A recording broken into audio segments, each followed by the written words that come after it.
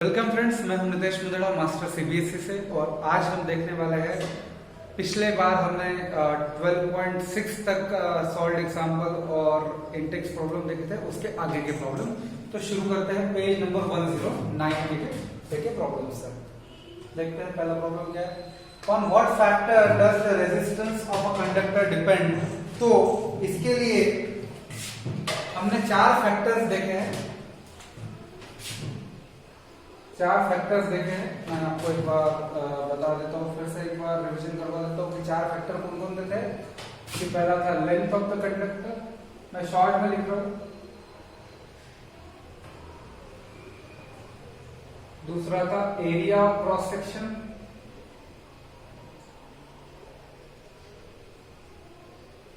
Third क्या था, that is temperature, because resistance is a temperature dependency, and fourth is nature of material. मैंने इसके बारे में आपको बताया है कि नेचर ऑफ मटेरियल का मतलब होता है कि क्या वो कंडक्टर है, क्या वो इंसुलेटर है, या वो सेमीकंडक्टर है। डिपेंड करता है उसके नेचर पे कि उसमें कितने फ्री इलेक्ट्रॉन्स है या नहीं है। ठीक है, तो चलते हैं नेक्स्ट क्वेश्चन की तरफ।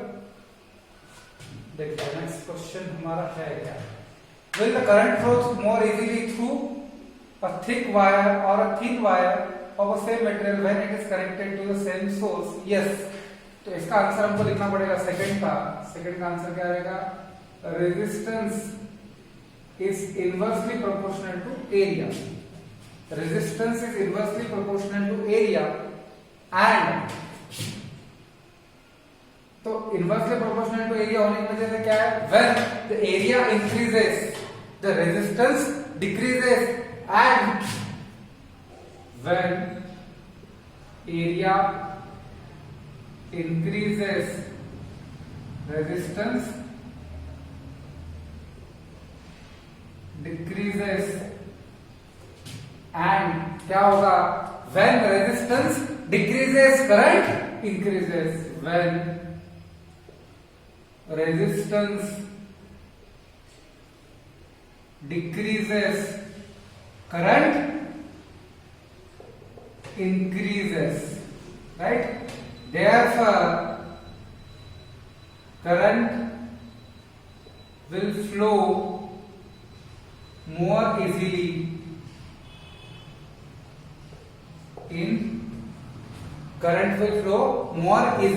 in thick wire. समझ गया ना कि जैसे जैसे एरिया बढ़ेगा रेजिस्टेंस घटेगा, रेजिस्टेंस घटेगा तो करंट बढ़ेगा। इसका एक मतलब ये कहां से निकाला मैंने, V equal to I R है। अगर ये घटेगा तो करंट बढ़ेगा।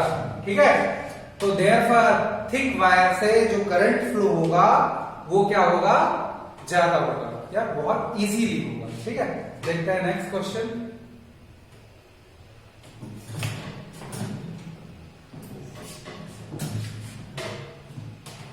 ठीक है, तो नेक्स्ट क्वेश्चन है क्या,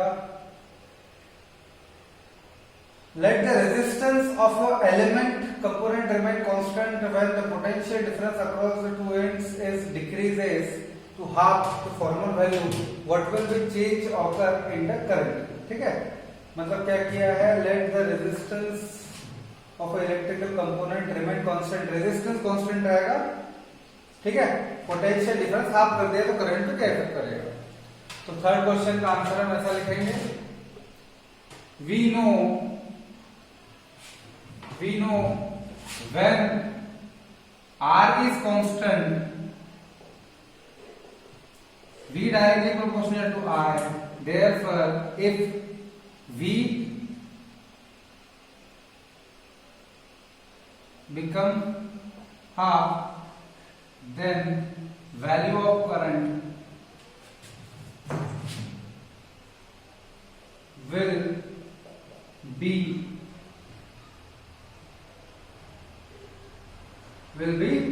half of इनिशियल वैल्यू। क्यों ऐसा हुआ, बिकॉज हम जानते हैं कि ओम्स लॉ में V directly proportional to I है कब, जब R कांस्टेंट रहेगा, मतलब मटेरियल कांस्टेंट रहेगा, और यहाँ पे कंडीशन ये ऑलरेडी दी हुई है, तो अगर V हाफ होगा तो value of current will be half of initial value. तो ये था हमारा क्वेश्चन नंबर 3। अब देखते हैं क्वेश्चन नंबर 4 क्या है।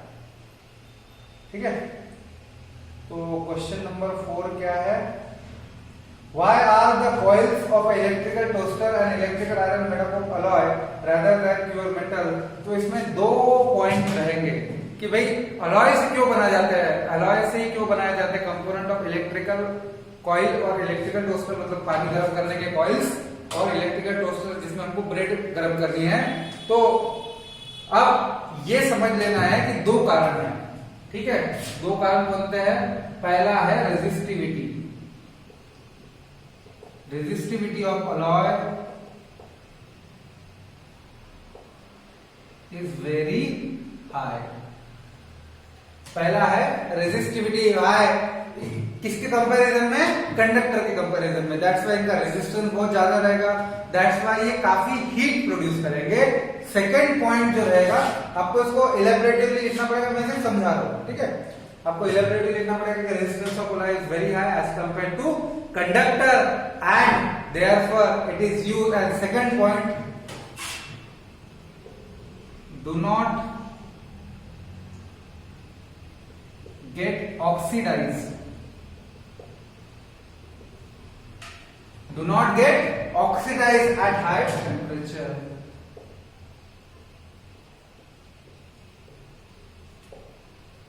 ठीक है, मतलब सेकंड पॉइंट क्या है कि अलॉय एक ऐसी चीज है जो बहुत ज्यादा गर्म होने पे भी, इवन रेड हॉट कंडीशन में भी ऑक्सीडाइज नहीं होगा, मतलब उसमें केमिकल रिएक्शन नहीं होगा आसपास के ऑक्सीजन के साथ में, उसमें कोई लेयर जमा नहीं होगी, जिसके वजह से उसकी हीटिंग कैपेसिटी कम नहीं होगी।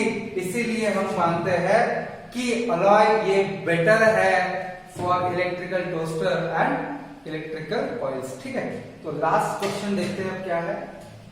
Use the data of table 2.2 for following answer, which is among the iron and mercury is a better conductor and which material is the best conductor। मैं रेजिस्टिविटी का टेबल लगाता हूं, उसके ऊपर हम देखेंगे कि बेसिकली ये कैसे आएगा आंसर। ठीक है, तो रेजिस्टिविटी का टेबल है 207 पेज पे।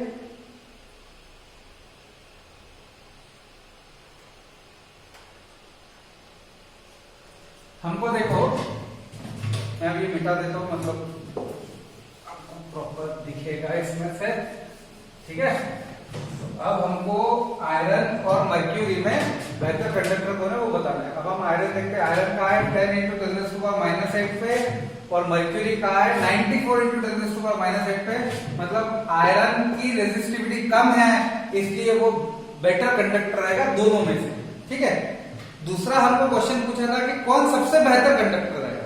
ये पूरे टेबल में से ऑब्वियसली वो सिल्वर रहेगा, बिकॉज इसकी रेजिस्टिविटी सभी से कम है। कि किसकी रेजिस्टिविटी, सिल्वर की रेजिस्टिविटी सभी से कम है, इसलिए सबसे बेहतर कंडक्टर को जो रहेगा वो रहेगा सिल्वर। ठीक है, फिर सिल्वर हम यूज क्यों नहीं करते, इसका कारण है बिकॉज सिल्वर काफी महंगा है। कॉपर भी यूज क्यों नहीं करते, बिकॉज कॉपर भी महंगा है, इसलिए हमारे हाउस होल्ड अप्लायंसेस में यूज करते हैं। We use aluminium in commercial use का होता है, एल्यूमिनियम का होता है जो काफी सस्ता है। ठीक है, तो ये था हमारा सवाल। फिर अब हम चलते हैं नेक्स्ट जो है रेजिस्टेंस पैरेलल सीरीज, वो प्रॉब्लम्स की तरफ देखते हैं। अब हमारा प्रॉब्लम 12.7 जो है सॉल्व एग्जांपल, क्या क्या पूछा है हमको। An electrical bulb whose resistance is 20 ohm is connected in with 4 ohms with connected with 6 volt battery.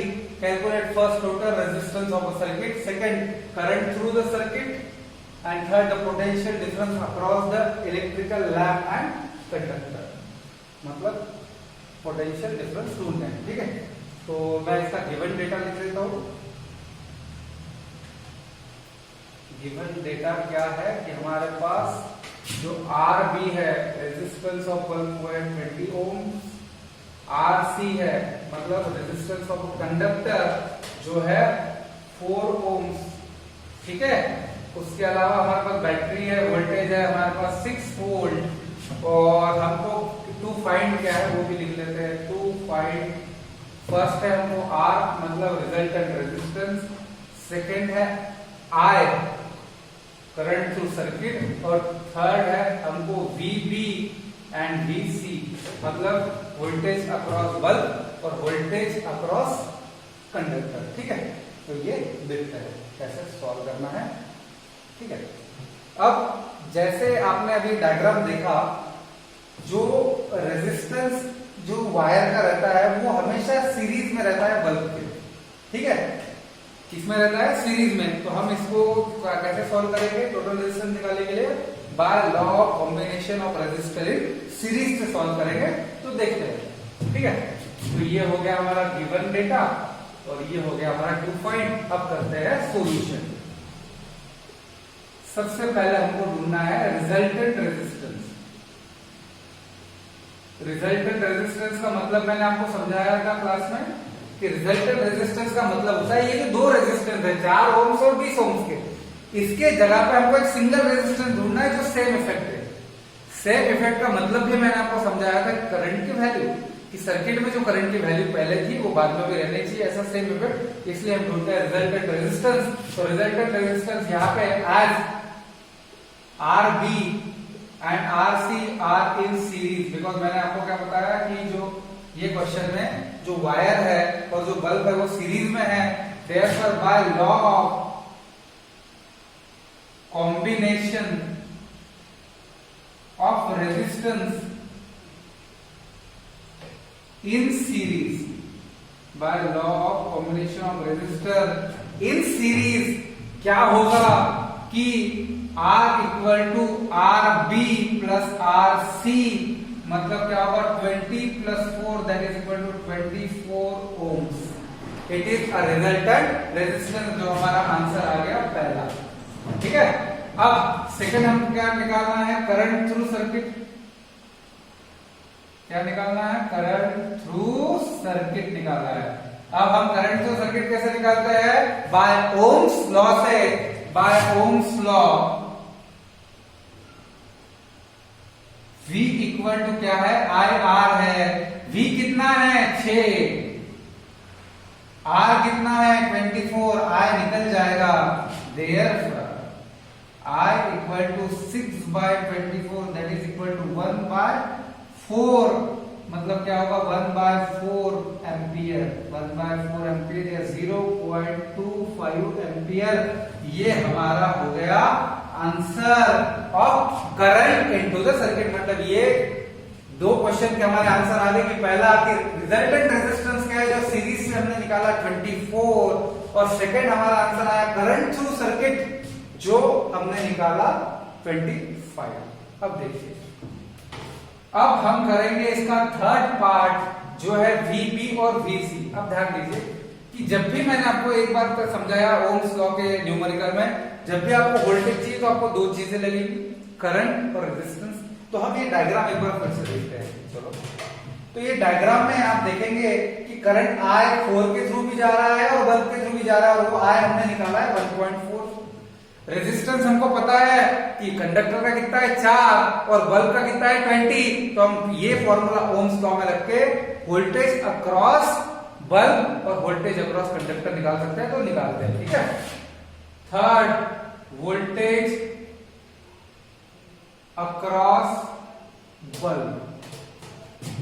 Voltage across bulb के लिए हमको दो चीजें चाहिए, एक तो RB जो हमको पता है 20 ओम्स है, और I जो हमको पता है 1/4 है एम्पियर। ठीक है, बाय ओम्स लॉ,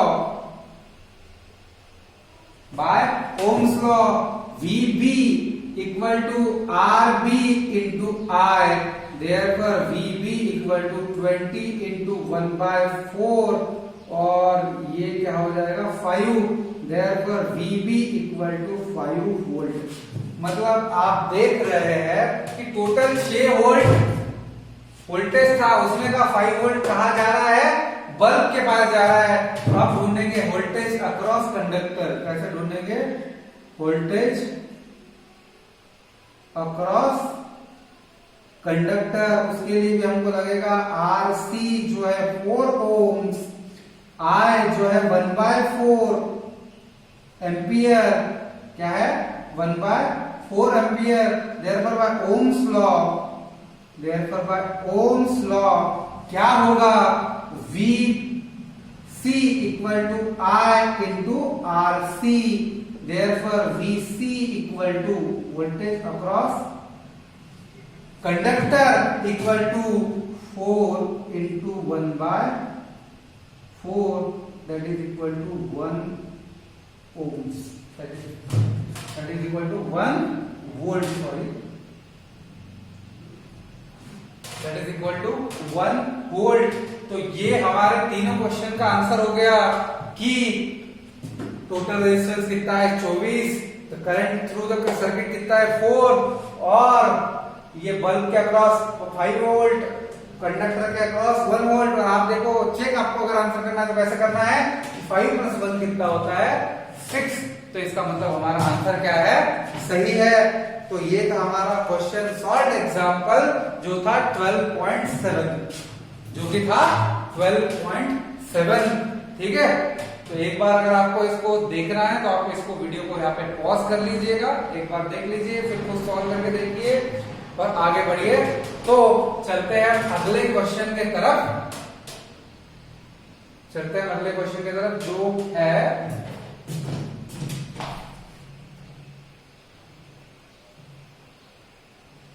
हमारे इंडेक्स क्वेश्चन, ठीक है।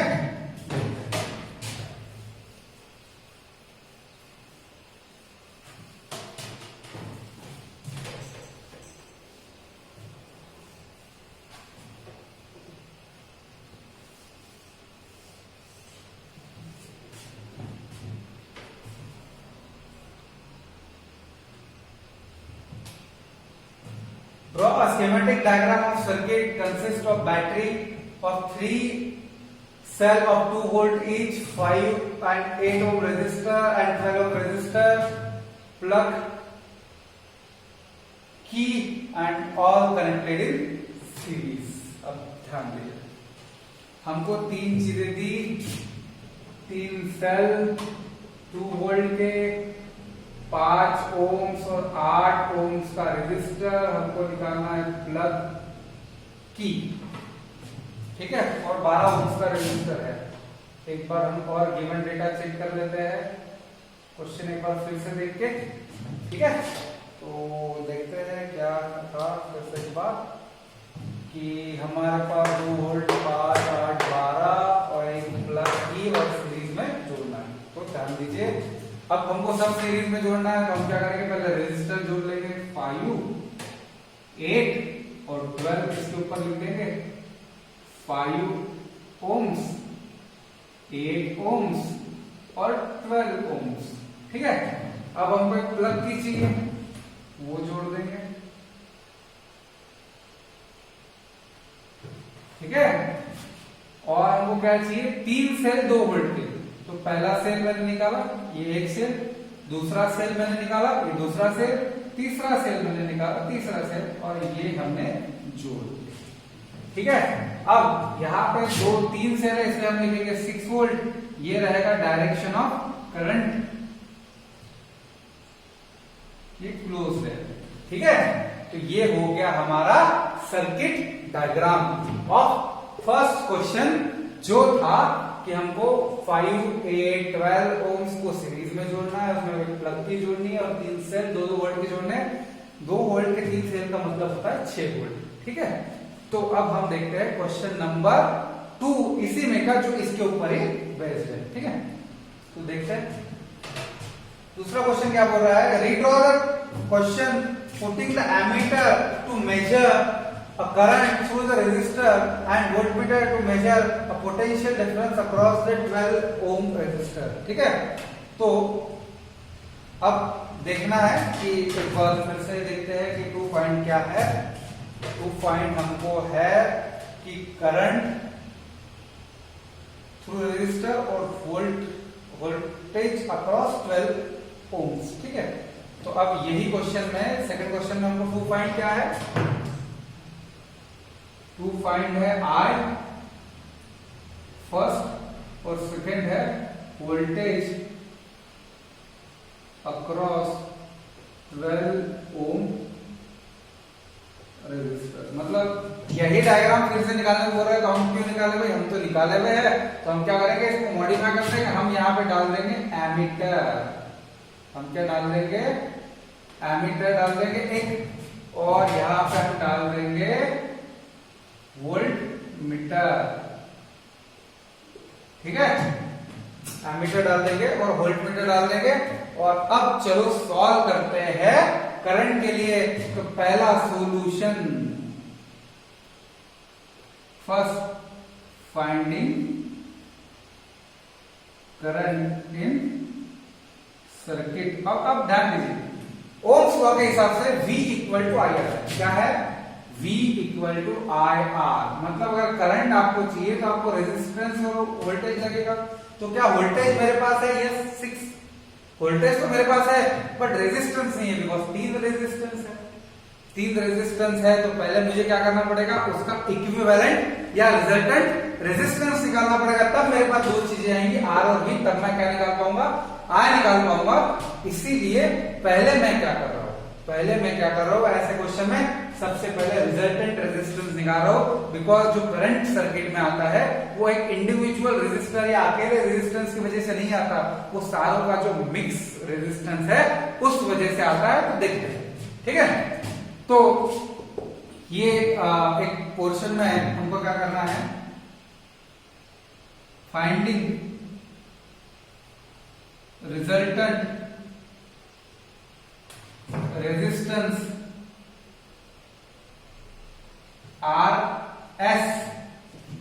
RS by law of combination of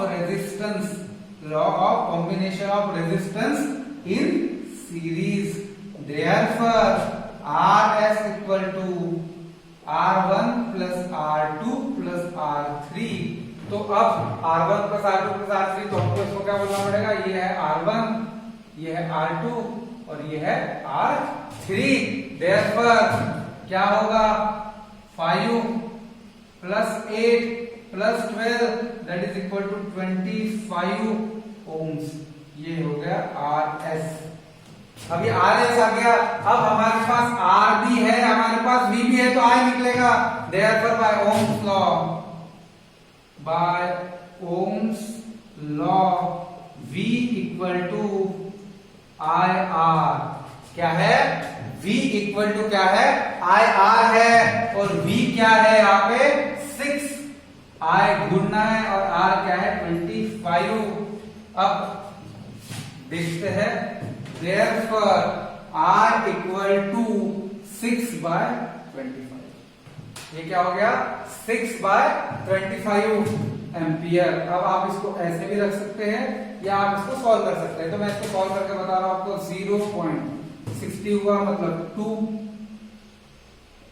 बचा 10, ठीक है, बचा 10, फिर से लगा एक 0, फिर से लगा एक 0, तो क्या आएगा 4। तो 0.24 एम्पियर क्या हो गया, करंट। ठीक है, ये हो गया हमारा फर्स्ट आंसर। अब हमको निकालना है फिर से वोल्टेज अक्रॉस 12 रेजिस्टर। अब ध्यान दीजिए, फिर से हम ये फॉर्मूले की तरफ आते हैं, V equal to I R होता है। फिर अगर मुझे V निकालना है, मुझे I चाहिए और R चाहिए। क्या मेरे पास I है, यस मेरे पास I है, जो इसके थ्रू जाएगा। तो क्या मेरे पास R है, यस R तो ऑलरेडी दिया हुआ है, 12 ओम दिया हुआ है। तो therefore solve it. Second topic, the voltage across 12 ohm resistor, voltage across 12 ohm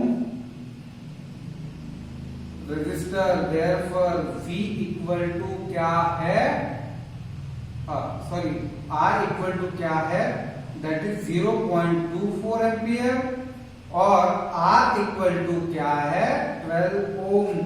by ohms law V equal to IR, therefore V equal to 0.24 into 12, 0.24 into 12, तो आप 24 को 12 से मल्टीप्लाई कीजिए, 240 प्लस 48 कैसे आया, 240 10 टाइम्स 48 डबल, तो क्या आएगा 286, क्या आएगा 286। तो 286 में मैं 2 पॉइंट लगा दूंगा, ये 2 पॉइंट हो गए और ये हो गया वोल्ट, तो V इक्वल टू क्या आया 2.86 वोल्ट, क्या आया 2.86 वोल्ट। मतलब क्या हो गया कि 12 ओम्स के अक्रॉस कितना वोल्टेज है, वो है 2.86 वोल्ट है। और ये था हमारा क्वेश्चन जो था सेकंड, ठीक है। अब क्लियर है, अगर आपको ये फिर से एक बार अगर चेक करना है तो आप ये वीडियो को यहाँ पर रुकाइए और एक बार देख लीजिए। हम बढ़ते हैं नेक्स्ट क्वेश्चन की तरफ, जो कि रहेगा solve example of resistance in parallel का, देखते हैं।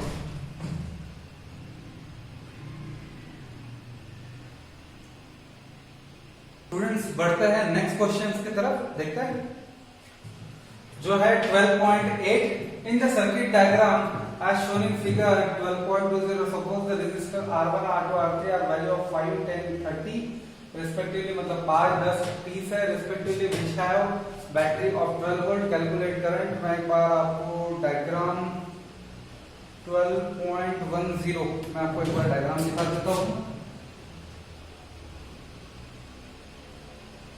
ये वो डायग्राम है, इसमें मतलब हमको क्या बोला है 5 10 15 के है, ठीक है 5 10 15 के है और वोल्टेज मतलब ये एक पैरेलल अरेंजमेंट है बस, ठीक है। तो हम देखते हैं क्वेश्चन में, और हमको क्या दिया है बैटरी 12 वोल्ट की, मतलब अब कैलकुलेट हमको करना है करंट, तो ईच रेजिस्टर टोटल करंट और टोटल सर्किट रेजिस्टेंस। तो मैं गिवन डेटा लिख लेता हूँ। R1 कितना है 5 ओम्स, R2 कितना है 10 ओम्स, R3 कितना है 15 ओम्स, और ये सब काय में है पैरेलल में, ठीक है। वोल्टेज कितना है 12 वोल्ट, और अब नहीं 5 10 30 है 30, ओके। और वोल्टेज कितना है 12 वोल्ट, और हमको क्या निकालना है 2 फाइंड, हमारे लिए 2 फाइंड है first current to each resistor, मतलब हमको निकालना है I1 I2 एंड I3, और फिर हमको निकालना है टोटल करंट, मतलब हमको निकालना है I, और थर्ड निकालना है हमको टोटल सर्किट रेजिस्टेंस, मतलब हमको निकालना है R। तो मैं एक बार आपको डायग्राम फिर से दिखा देता हूँ कि हम एक्चुअली क्या निकालेंगे, ठीक है। और मैं डायग्राम को थोड़ा सा जूम करके आपको बता रहा हूँ कि एग्जैक्टली हम क्या निकालेंगे इसमें।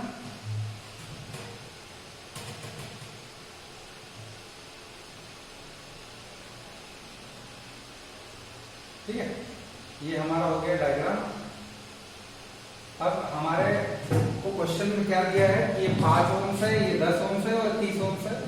हमको क्या निकालना है कि पहले I1 क्या है, I2 क्या है और I3 क्या है, ठीक है। उसके बाद में हमको निकालना है I क्या है, मतलब जो टोटल करंट था वो क्या है, जो I1 plus I2 plus I3 होगा।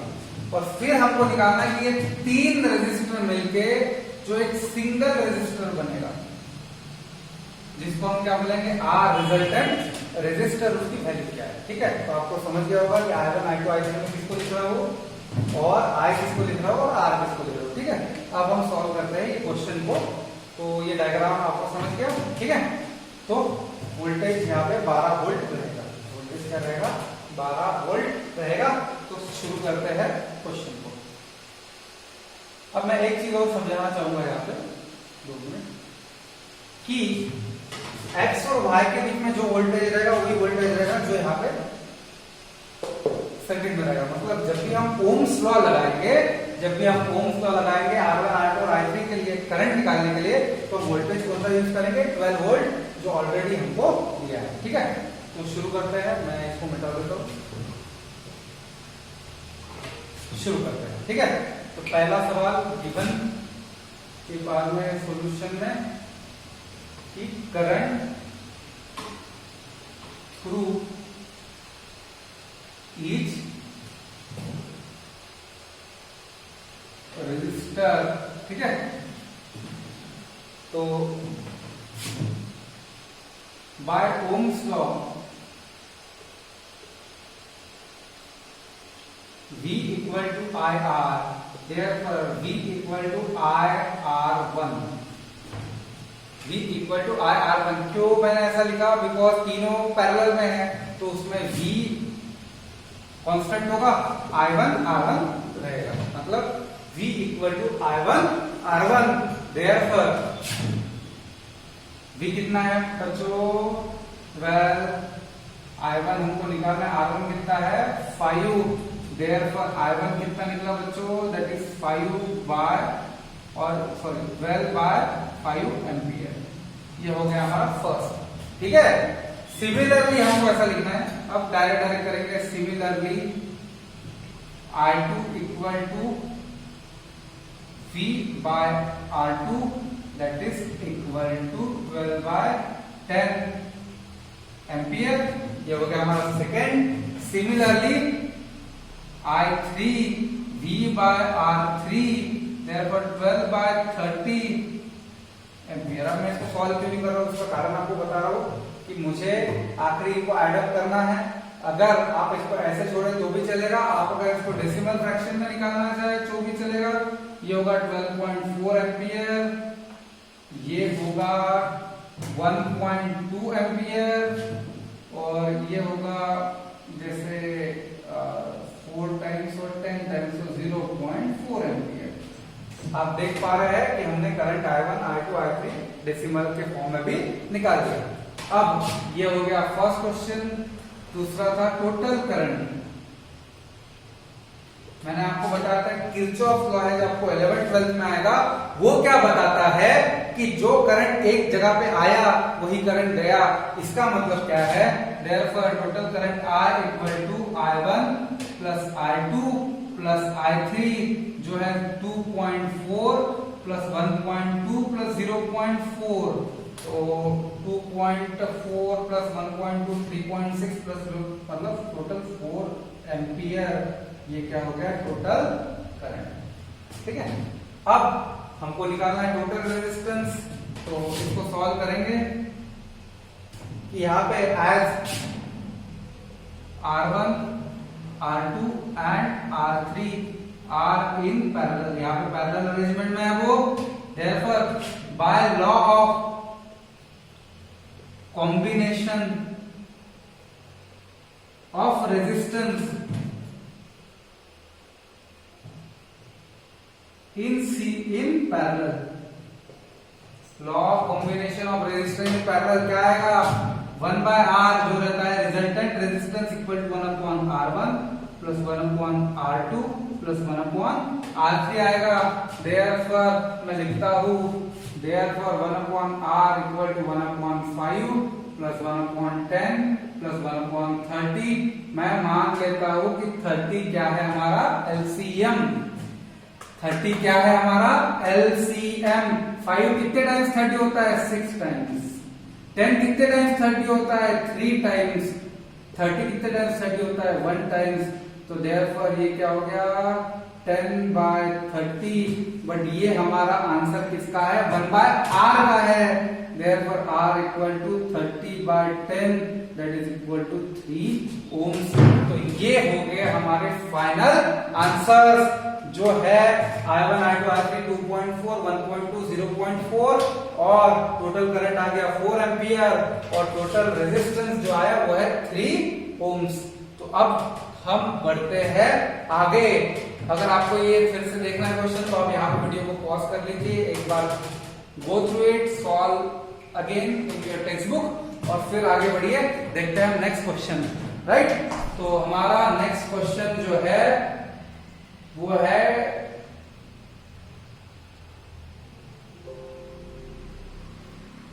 12.8 हो गया। अब हमको देखना है 12.9। तो देखते हैं नेक्स्ट सवाल। इसके पहले मुझे मिटाना पड़ेगा, ठीक है। तो 12.9 क्वेश्चन को हम शुरू करेंगे, जो शॉर्ट एग्जांपल है आपके एनसीईआरटी टेक्स्ट बुक में। ठीक है, तो अब देखते हैं नेक्स्ट सवाल 12.9। ठीक है, 12.9 क्वेश्चन क्या बोलता है कि R1 10 है, R2 40 है, R3 30 है, R4 20 है, R5 60 है। मतलब मैं आपको ये डायग्राम में एक बार जूम करके बता देता हूं कि मेरे पास क्या है, गिवन डेटा में R1 R2 यहां पे। ठीक है, तो गिवन क्या है, R1 कितना है 10 ओम्स, R2 कितना है 40 ओम्स। ठीक है, ये पैरेलल में है। ठीक है, अब R3 कितना है 30, R4 कितना है 20, R5 कितना है 60, ये भी पैरेलल में है।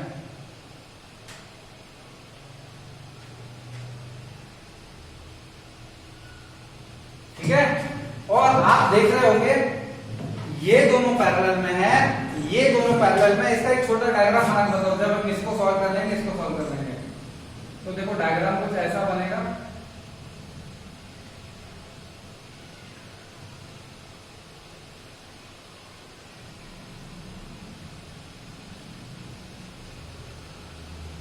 ये रहेगा R6 फॉर एग्जांपल, ये रहेगा R7। तो आप देखेंगे कि अब आप देख रहे होंगे कि ये दोनों क्या में आ जाएंगे, सीरीज में आ जाएंगे। मतलब ये जो हम पैरेलल सॉल्व करेंगे दो को, इसका जो रिजल्टेंट आएगा, हम ये तीन को सॉल्व करेंगे, उसका जो रिजल्टेंट आएगा, ये दोनों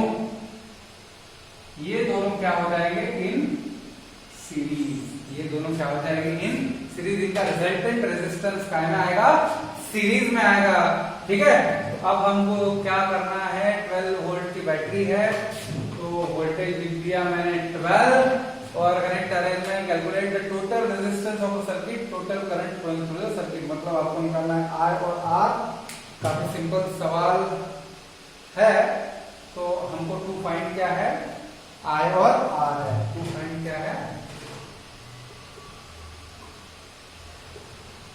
R और सेकेंड है I। ठीक है, तो मैं ये फिर से आपको निकाल के बताऊंगा। तो चलो solution।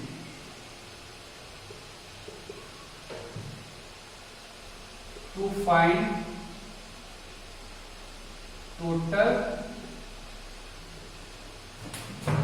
resistance R को क्या करना है, टोटल रेजिस्टेंस फाइंड करना है। तो देखते हैं कैसे फाइंड करेंगे। पहले क्या करेंगे, हम ये सीरीज वाले को सॉल्व कर लेंगे।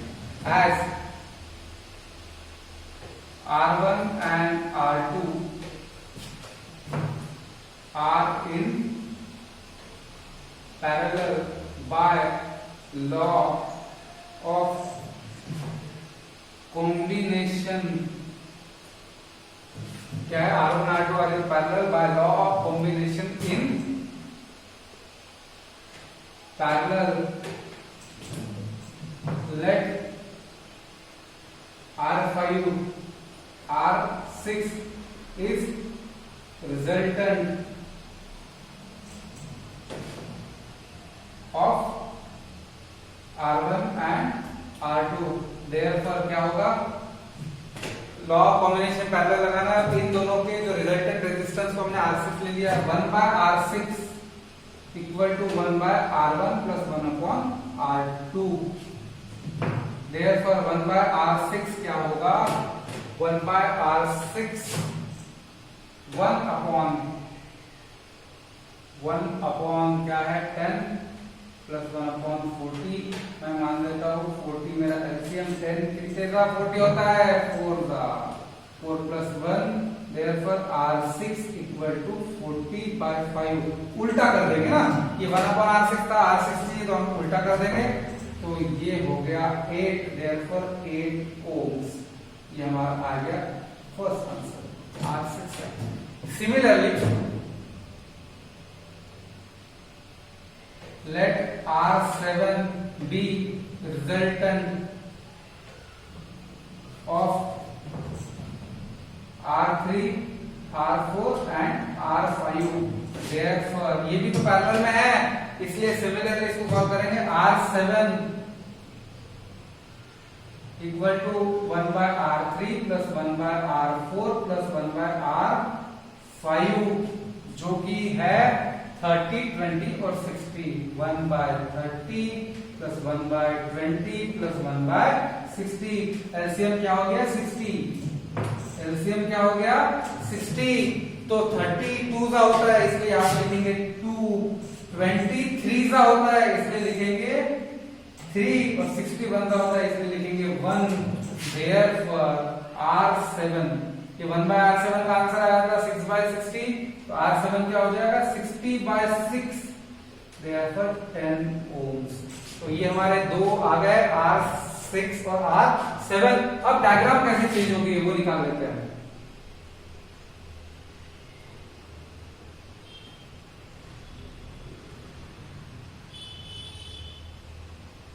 अब डायग्राम कैसे चेंज हुआ? ये हो गया R6, ये हो गया R7 और क्लियरली हम देख पा रहे हैं कि ये क्या है? सीरीज में। therefore total resistance R can be given by law of combination of resistance in series, जो कि है कि R equal to R6 plus R7 that is equal to 8 plus 10 that is equal to 18 ohms। ठीक है, अब R निकल गया, आप डायरेक्ट R निकलेगा, वो तो ohms का ऑप्शन निकल जाएगा डायरेक्टली। तो सेकंड सॉल्व करते हैं। Current into the circuit by Ohm's law। Ohm's law V equal to IR। V कितना है? 12। I कितना है पता करना है और R कितना है? 18। therefore I equal to 12 by 18। ये हो जाएगा 2, ये हो जाएगा 3, 0.66 एम्पियर। तो ये आ गया हमारा आंसर करंट के लिए। ये हमने डायरेक्ट ओम्स लॉ लगाया। फिर आपको ये क्वेश्चन में हमने क्या समझा कि पहले हमने निकाला 2 पैरेलल रेजिस्टेंस का रिजल्टेंट, फिर हमने निकाला 3 पैरेलल रेजिस्टेंस का रिजल्टेंट रेजिस्टेंस, और फिर हम जब इसको सॉल्व करते चले गए तो हमको पता चला है कि वो दोनों क्या है? सीरीज में है, इसलिए हमने टोटल रेजिस्टेंस निकाला। सीरीज में जो निकला 18 और उसके बाद में हमने डायरेक्ट ओम्स लॉ लगाया जिससे हमको करंट इंटू द सर्किट मिल गया। ये था हमारा सॉल्व्ड एग्जांपल 12.9। तो फ्रेंड्स इसके आगे के सारे क्वेश्चंस हम देखेंगे हमारे नेक्स्ट वीडियो में, तो देखते रहिए। Thank you for watching. मैं हूं नितेश कुंडड़ा, मास्टर सीबीएसई से। प्लीज लाइक, सब्सक्राइब अस और हम लोगों तक पहुंचाइए। Thank you very much.